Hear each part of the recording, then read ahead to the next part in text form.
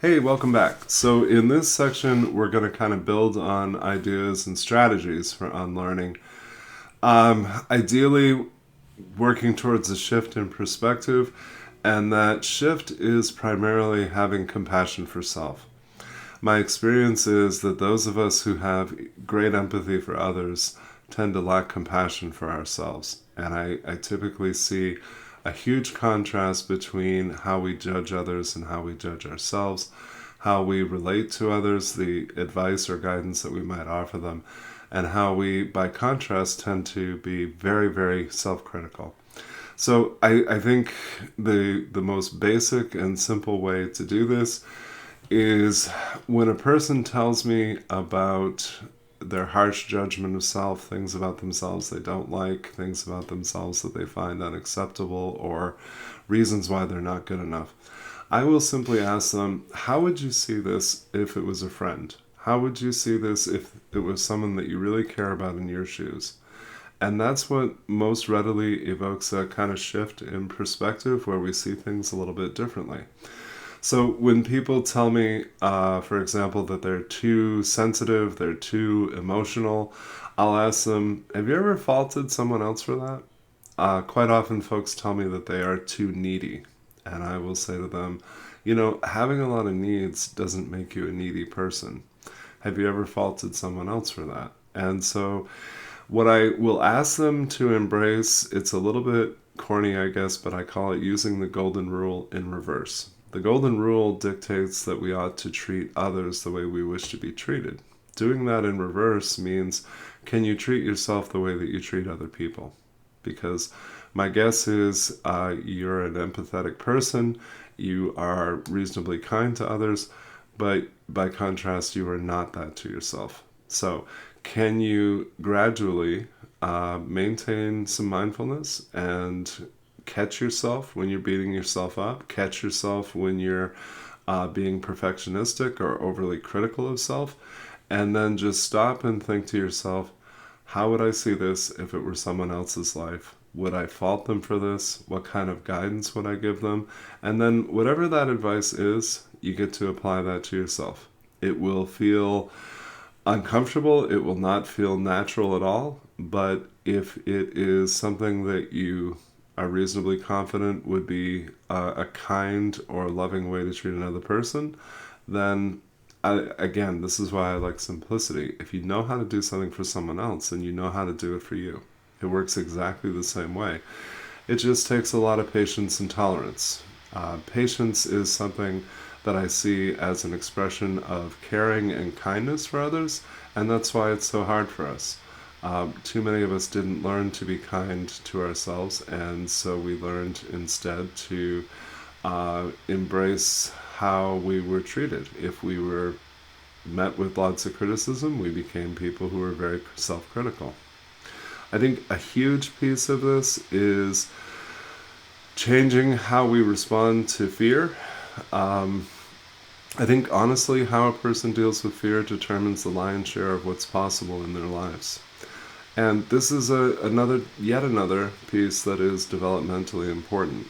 The example that I always use is a child's fear of the dark, because that's developmentally normal. Every child that ever lived had a fear of the dark. And so they were 3 or 4 years old and needed to go to their bedroom, needed to go to sleep. But the fear of entering that dark room, ideally, if that child grew up in a very healthy, well adjusted family, the child was not just told something like, there's nothing there in the dark that isn't there in the light, because that's not something that brings comfort to a young child. Ideally, the child was held, ideally, the child was comforted and nurtured and made to feel safe. And having had that experience, a sense of safety is instilled. The child learns that it is natural and acceptable to be afraid.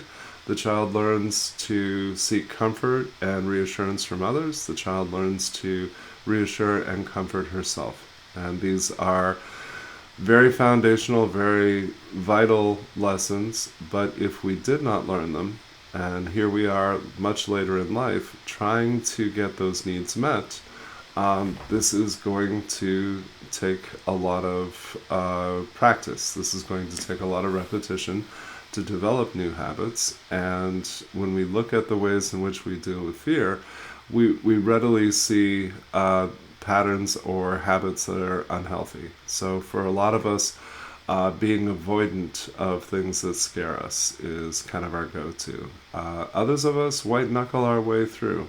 White knuckling is a literal expression.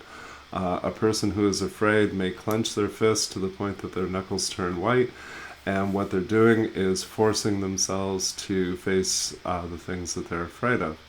And that may be necessary at times, but what's tragic about that, in my experience, is that we don't gain any confidence or faith in self by virtue of facing those fears and overcoming them, because what we've done is forced ourselves to do something.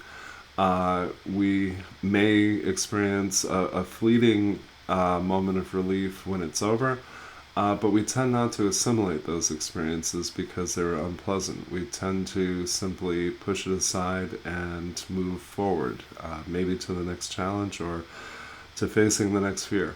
But the way I see it is that every time we face fear, we deserve to build confidence, we deserve to build faith in ourselves. So, whatever your habits are around fear, whatever you find is your go to, very much worth examining. Whatever you find that you're critical about, ask yourself, am I critical of this trait or this behavior in others?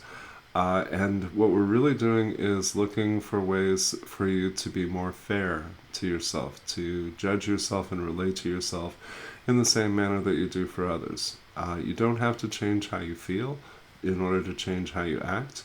You don't have to struggle with ideas of worthiness because, frankly, everything that we're talking about and developing right now is a basic human right. You deserve to feel safe. You deserve to have your needs met.